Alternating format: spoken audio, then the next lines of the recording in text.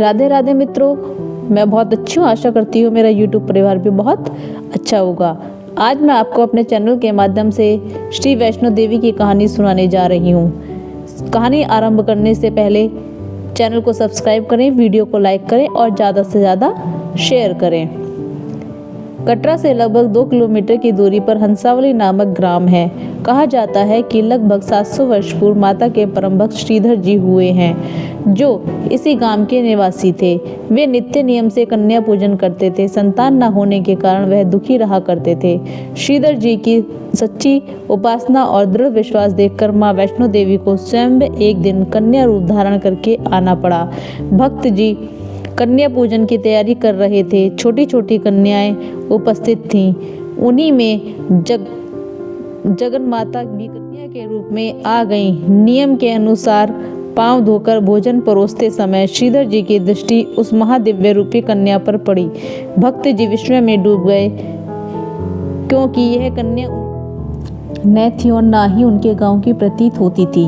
अन्य कन्याएं तो दर्शन लेने पर चली गईं, पर यह दिव्य रूपी वहीं बैठी रही। श्रीधर जी उससे कुछ प्रश्न करने ही वाले थे कि कन्या रूपी महाशक्ति स्वयं ही बोली, मैं तुम्हारे पास एक काम से आई हूँ।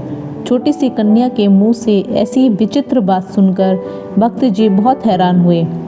कन्या ने कहा कि आप अपने गांव में और आसपास यह संदेश दे आओ कि कल दोपहर आपके यहाँ महान भंडारे का आयोजन है। इतना कहकर वह कन्या वहाँ से लुप्त में डूब गए। आखिर यह कन्या कौन थी? हो ना हो यह जरूर कोई शक्ति थी, परंतु भंडारे वाली समस्या से श्रीधर जी परेशान हो गए। अंत में उन्होंने कन्या की बात को ही मुख्य रखा और आसपास के गांव में महान भंडारे का निमंत्रण देने निकल पड़े।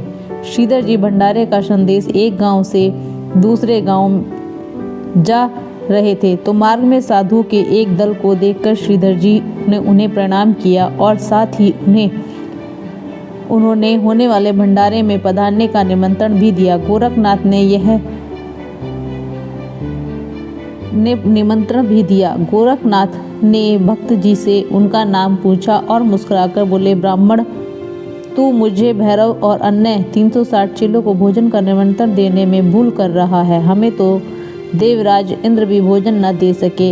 इस पर श्रीधर जी ने उन्हें कन्या के आगमन वाली सब कथा सुनाई। गोरखनाथ ने विचार किया कि ऐसी कौन सी कन्या है जो सबको भंडारा खिला सकती है, परीक्षा करके तो देखनी चाहिए। अंततः श्रीधर जी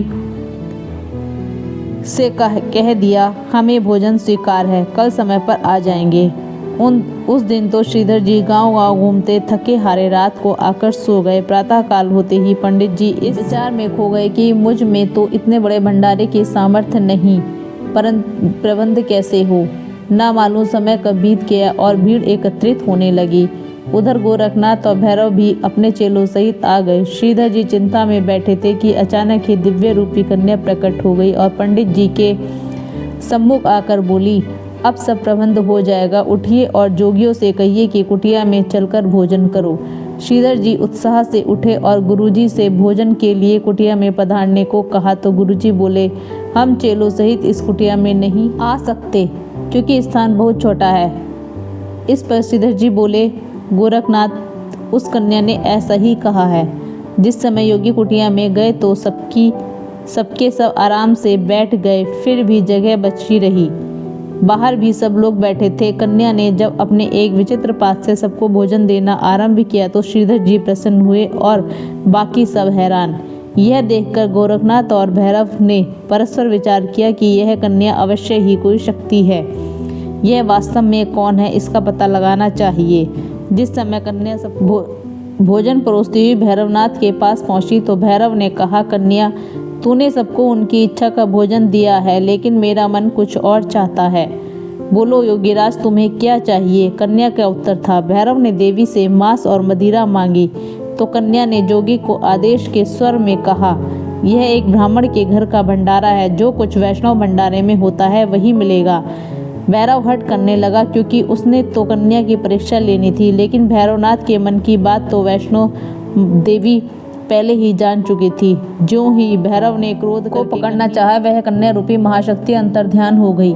भैरवनाथ ने योग विद्या के बल से देवी की वह कन्या पवन रूप होकर त्रिकुट पर्वत की ओर बढ़ रही है। अतः योगीराज भैरव ने पीछा करना प्रारंभ कर दिया।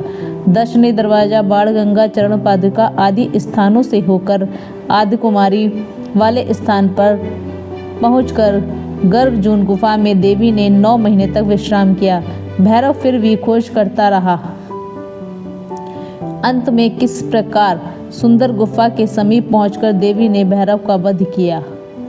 उधर भक्त श्री जी को कन्या के अचानक चले जाने से अत्यधिक बेचैनी थी। उन्होंने खाना पीना भी त्याग दिया था, परंतु माता तो अपने भक्तों के दिल को जानती है। अतः एक रात स्वप्न में वैष्णो माँ ने श्रीधर जी को दर्शन दिए और अपने धाम का दर्शन कराया। स्वप्न में ही भक्त जी ने माता के साथ संपूर्ण यात्रा की। प्रातःकाल श्रीधर जी उठे तो बहुत प्रसन्न थे। स्वप्न में देखे हुए स्थानों से उनका हृदय अब तक पुलकित था। उसी दिन से पंडित जी वैष्णो देवी के साक्षात दरबार की खोज करने लगे। एक दिन स्वप्न में देखे अनुसार चलते चलते गुफा का द्वार देख लिया और उसमें प्रवेश करके माता के दरबार में साक्षात दर्शन करके जीवन सफल बना लिया। श्रीधर जी ने हाथ जोड़कर जगदम्बे की आराधना की। माता ने उन्हें 4 पुत्रों का वरदान दिया और कहा कि तुम्हारा वंश मेरी पूजा करता रहेगा, सुख शांति की प्राप्ति होगी। इसलिए आज तक उन्हीं का वंश माँ की पूजा करता आ रहा है।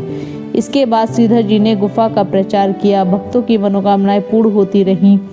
प्रचार बढ़ता रहा। हजारों लाखों यात्री प्रतिवर्ष माँ के दर्शन के लिए आने लगे और वैष्णो देवी नाम से तीर्थ प्रसिद्ध हो गया। बोलो माता की जय, बोलो वैष्णो माता की जय।